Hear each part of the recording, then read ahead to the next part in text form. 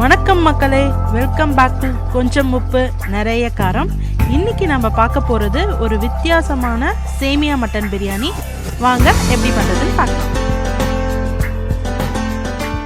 சேமியா பிரியாணிக்கு நான் 1/2 கிலோ மட்டன் எடுத்திருக்கேன்.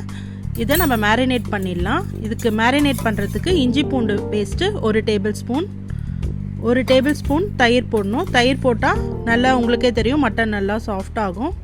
தேவையான அளவு உப்பு போட்டுக்குங்க. மஞ்சத்தூள், மிளகாய்த்தூள், தனியாத்தூள் எல்லாத்தையும் போட்டு நல்லா மிக்ஸ் பண்ணி ஒரு 1 hour அட்லீஸ்ட் மட்டன் ஊறினா பெட்டராக இருக்கும்.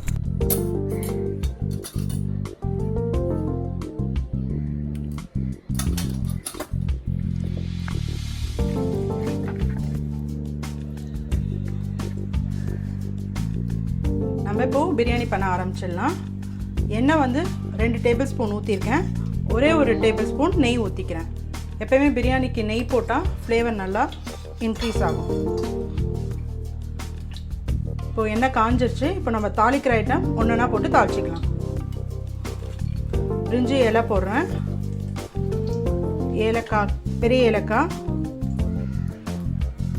அப்புறமா சின்ன ஏலக்காய், பட்டை, கிராம்பு, கடல் பாசி எல்லாமே போட்டு தாளிச்சிக்கிறேன்.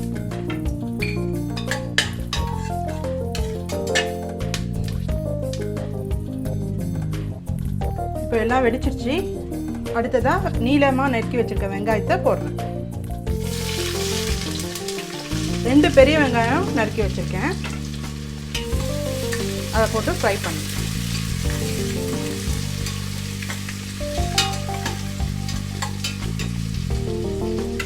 வெங்காயம் கொஞ்சம் வதங்குற வரைக்கும் வெயிட் பண்ணலாம்.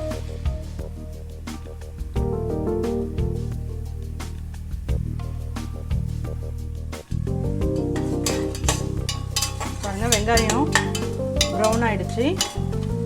அடுத்ததான் நான் இஞ்சிக்கு பூண்டு பேஸ்ட் ஸ்டார்ட் பண்ண போகிறேன்.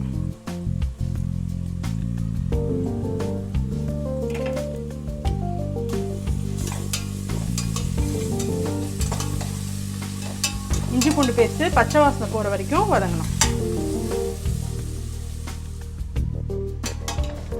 இஞ்சி பூண்டு பச்சை வாசனை போயிடுச்சு. அடுத்ததான் நான் இப்போ தக்காளி ஆட் பண்ண போகிறேன். 2 தக்காளி எடுத்துருக்கேன்.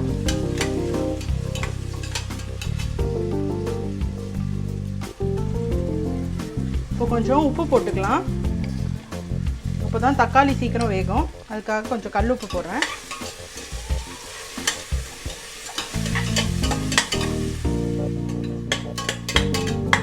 இப்போ தக்காளி ஓரளவுக்கு மேஷ் ஆகிடுச்சு. அடுத்ததாக பச்சை மிளகா போடுறேன். ஒரு 6 பச்சை மிளகா எடுத்து வச்சுருக்கேன். ஒரு கைப்பிடி புதினா, ஒரு கைப்பிடி கொத்தமல்லி.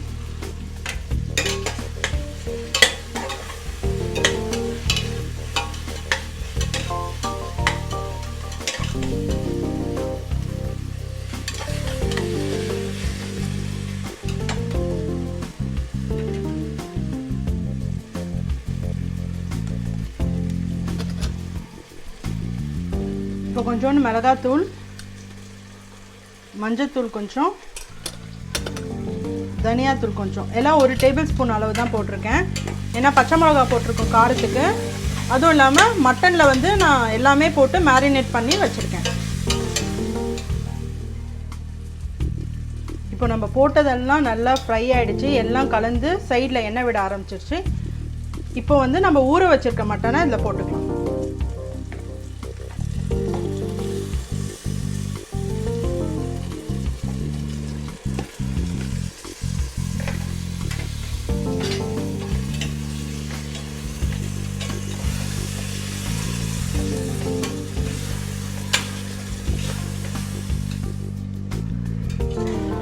மட்டன் நல்லா ஃப்ரை ஆகிடுச்சு. தண்ணி விட ஆரம்பிச்சிருச்சு. இப்போ நான் வார்ம் வாட்டர் 2 கிளாஸ் ஆட் பண்ணிக்க போகிறேன்.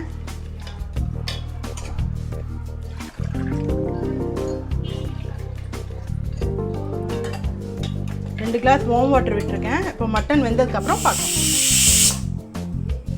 இப்போ நம்ம ஓப்பன் பண்ணி பார்த்துடலாம்.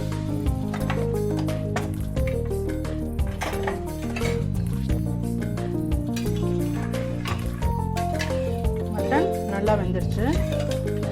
செக் பண்ணி பார்த்துக்கோங்க மட்டன் நல்லா வெந்துருச்சான்னு.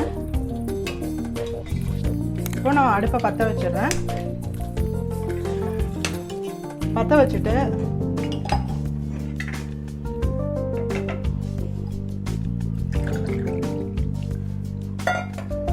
ஒரு டம்ளர் தண்ணி ஊற்றிக்கிறேன். ஆல்ரெடி 2 டம்ளர் தண்ணி ஊற்றிருக்கேன். இப்போ இன்னொரு டம்ளர் தண்ணி ஊற்றுறேன்.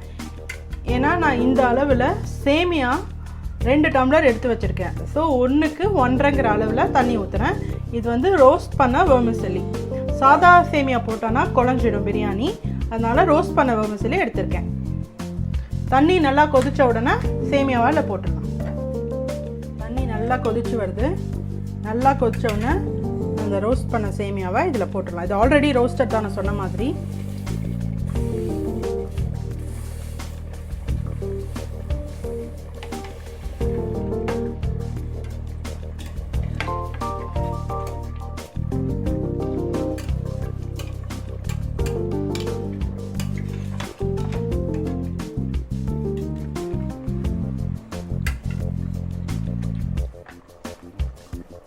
இப்போ வந்து இதை நான் மூடி போட்டு மூடி வைக்க போகிறேன். ஒரே ஒரு விசில் வச்சுட்டு சிம்மில் 5 நிமிஷம். இப்போ நம்ம ஓப்பன் பண்ணி பார்த்துடலாம். ப்ரெஷர் அடங்கிருச்சு. ஒரு 1/2 ஸ்லைஸ் லெமன் புழிஞ்சு விடுறேன். நீங்கள் லெமன் புழிஞ்சு விட்டிங்கன்னா நல்லா உதிரியாக இருக்கும். அப்புறமா கொஞ்சம் கார்னிஷ்க்கு புதினா கொத்தமல்லி போட்டுருவேன். இப்போ இதை மிக்ஸ் பண்ணலாம். மிக்ஸ் பண்ணுறப்போ இப்படி அடி ஓரத்துலேருந்து எடுத்து பண்ணலாம். பாருங்கள், உதிரியான பிரியாணி ரெடி ஆயிடுச்சு.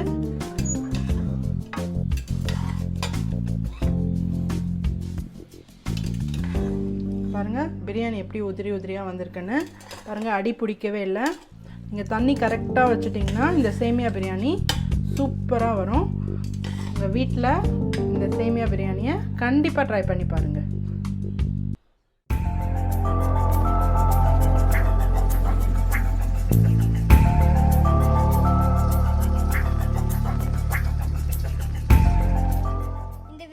பிடிச்சிருந்ததுன்னா லைக் பண்ணுங்கள், ஷேர் பண்ணுங்கள், சப்ஸ்கிரைப் பண்ணுங்கள். கூடவே பெல் ஐக்கானும் கிளிக் பண்ணுங்கள். பாய்.